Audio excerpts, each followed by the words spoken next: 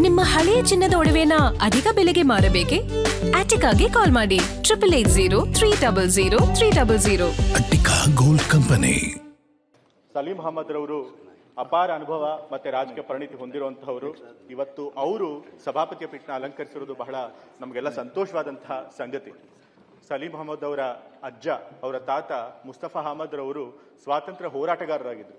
So ಹಾಗಾಗಿ ಅಪ್ಪಟ ದೇಶ ಪ್ರೇಮದ ಕುಟುಂಬದಿಂದ ಬಂದಿರೋರು. ಹಾಗಾಗಿ ರಾಷ್ಟ್ರ ಪ್ರೇಮ ಅನ್ನೋದು ಅವರ ಒಂದು ರಕ್ತಗತವಾಗೇ ಇದೆ. ಅವರು ಬಹಳ ತಳಮಟ್ಟದಿಂದ ರಾಜಕೀಯದಲ್ಲಿ ಬೆಳ್ಕೊಂಡು ಬಂದಂಥವರು. ವಿದ್ಯಾರ್ಥಿ ದೆಸೆಯಲ್ಲೇ 18ನೇ ವಯಸ್ಸಿನಲ್ಲೇ ಅವರು ರಾಜಕೀಯ ಪ್ರವೇಶ ಮಾಡಿದ್ರು.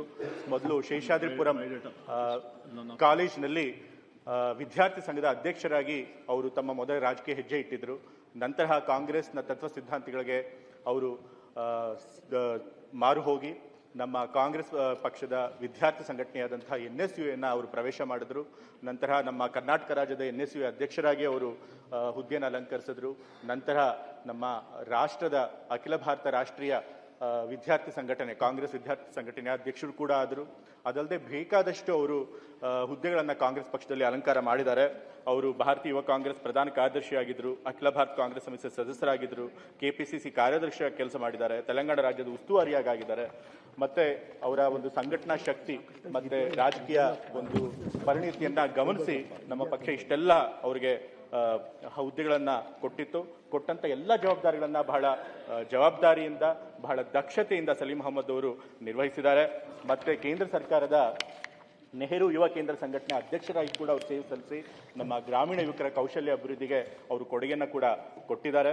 ಮತ್ತೆ ಮೂರು ಬಾರಿ ಅವರು ವಿಧಾನ ಪರಿಷತ್ತಿನಿಂದ ಶಾಸಕರಾಗಿದ್ದಾರೆ.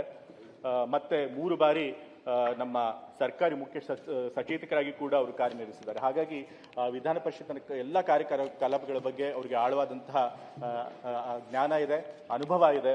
ಮತ್ತೆ ಇವತ್ತು ನಮ್ಮ ವಿಧಾನ ಪರಿಷತ್ತು ಅಂತಂತಂದ್ರೆ ಚಿಂತಕ ಚಾವಡಿ ಅಂತ ಹೆಸರಾಗಿರುವಂಥದ್ದು, ಹಿರಿಯರ ಮನೆ, ಮೇಲ್ಮನೆ ಅಂತ ಹೆಸರು ಪಡ್ಕೊಂಡಿರುವಂಥದ್ದು. ಈ ಒಂದು ಸದನದಲ್ಲಿ ಯಾವಾಗಲೂ ಕೂಡ ಗುಣಮಟ್ಟದ ಚರ್ಚೆಗಳಾಗಬೇಕು, ಸಾರ್ವಜನಿಕ ಮಹತ್ವದ ಚರ್ಚೆಗಳಾಗಬೇಕು, ಪ್ರಜಾಪ್ರಭುತ್ವವನ್ನು ಉಳಿಸುವಂಥ ಕೆಲಸಗಳಾಗಬೇಕು.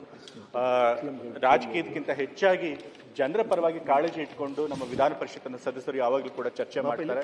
ಸೊ ಅಂತಹ ಒಂದು ಪರಂಪರೆ ಈ ಒಂದು ಸದನಕ್ಕಿದೆ.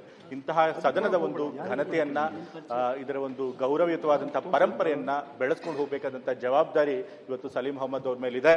ಅವರು ಆ ಕೆಲಸ ಖಂಡಿತ ಮಾಡ್ತಾರೆ. ಈಗಾಗಲೇ ಹೇಳಿದಾಗ ಅವರಿಗೆ ಅಪಾರವಾದಂತಹ ಅನುಭವ ಇರೋದ್ರಿಂದ ಆ ಪೀಠದ ಘನತೆ ಮತ್ತೆ ಗೌರವ ಇಲ್ಲೆಲ್ಲರಿಗಿಂತ ಹೆಚ್ಚಾಗಿ ಅದ್ರ ಏನು ಅನ್ನೋದು ಅವರಿಗೆ ಅದರ ಅರಿವಿದೆ. ಮತ್ತೆ ಅವರು ಆ ಪೀಠದಲ್ಲಿ ಕೂತ್ಕೊಂಡು ಎಲ್ಲ ಸದಸ್ಯರಿಗೂ ಕೂಡ ನ್ಯಾಯ ಒದಗಿಸ್ಬೇಕಂತ ಅವ್ರ ಕೆಲಸ ಅವ್ರು ಮಾಡಬೇಕಾಗಿದೆ. ವಿರೋಧ ಪಕ್ಷ ಇರಲಿ, ಆಡಳಿತ ಪಕ್ಷ ಇರಲಿ, ಯಾರ ಮಧ್ಯೆ ಕೂಡ ಯಾವುದೇ ಭೇದ ಭಾವ ಮಾಡದೆ ಎಲ್ಲರಿಗೂ ಕೂಡ ಮಾರ್ಗದರ್ಶನ ಮಾಡಿ ಕಲಾಪಗಳು ಸುಗಮವಾಗಿ ನಡ್ಸ್ಕೊಂಡು ಹೋಗುವಂತ ಕೆಲಸನ ಅವ್ರು ಮಾಡಬೇಕಾಗಿದೆ. ಖಂಡಿತ ಆ ಕೆಲಸನ ಅವರು ಬಹಳ ಸಮರ್ಥವಾಗಿ ಮಾಡ್ತಾರೆ ಅನ್ನೋ ನಂಬಿಕೆ ನನಗೆ 100ಕ್ಕೆ 100ರಷ್ಟಿದೆ. ಸೊ ಹಾಗಾಗಿ ಇವತ್ತು ನಮ್ಮ ಪಕ್ಷದ ಹಿರಿಯ ಮುಖಂಡರು ಮತ್ತೆ ಇಷ್ಟೆಲ್ಲ ಅನುಭವ ಇರುವಂತಹ ಸಲೀಂ ಅಹಮದ್ ಅವರು ಇವತ್ತು ಸಭಾಪತಿ ಪೀಠನ ಅಲಂಕರಿಸಲು ಬಹಳ ಸಂತೋಷವಾದಂಥ ವಿಚಾರ. ಅವರು ಈ ಒಂದು ಕೆಲಸನ ಚೆನ್ನಾಗಿ ಮಾಡ್ಕೊಂಡು ಹೋಗ್ಲಿ ಅಂತ ಹೇಳಿ ನಾನು ಶುಭ ಹಾರೈಕೆಗಳನ್ನು ತಿಳಿಸ್ತೇನೆ. ನಿಮ್ಮ ರಾಜಕೀಯ ಜೀವನದಲ್ಲಿ ಇನ್ನೂ ಎತ್ತರ ಸ್ಥಾನಗಳನ್ನು ನೀವು ಪಡ್ಕೊಳ್ಳಿ ಅಂತಲೂ ಕೂಡ ನಾನು ಆಶಿಸ್ತಾ ಇವತ್ತು ನಿಮಗೆ ಧನ್ಯವಾದಗಳನ್ನ, ಶುಭಾಶಯಗಳನ್ನು ತಿಳಿಸೋದಕ್ಕೆ ಅವಕಾಶ ಮಾಡಿಕೊಟ್ಟಿದ್ದಕ್ಕೆ ನಾನು ವಂದಿಸಿ ನನ್ನ ಮಾತುಗಳನ್ನು ಮುಗಿಸ್ತಾ ಇದ್ದೇನೆ. ಗ್ಯಾರಂಟಿ ನ್ಯೂಸ್, ಸುದ್ದಿ ಖಚಿತ, ನ್ಯಾಯ ನಿಶ್ಚಿತ.